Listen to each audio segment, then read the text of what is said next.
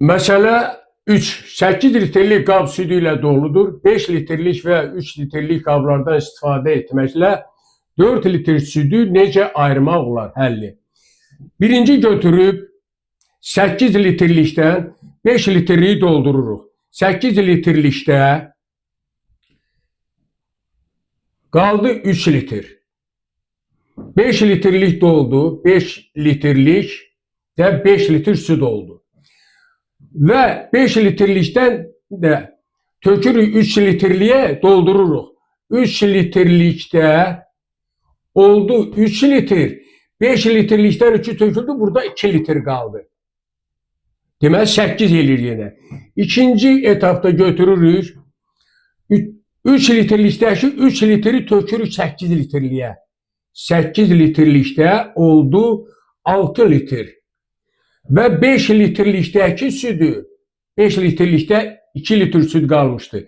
5 litrlikdəki 2 litri tökürük 3 litrliyə. 5 litrlikdə qaldı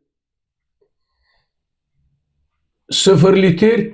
Onda 3 litrlikdə oldu, 3 litrlikdə oldu 2 litr. Və üçüncü etapda götürüb 2 litrliyi 8 litrlikdən 5 litrliyi doldururuq. 8 litrlikdə qaldı 1 litr. 5 litrlikdə olacaq 5 litr süd. Və 3 litrlikdə də 2 litr süd var. Və dördüncü etapda götürüb 8 litriyə dəmirik. 8 litrlikdə oldu 1 litr. 5 litrlikdən 3 litrlikdə 2 litr var. Onun ağzını doldururuq.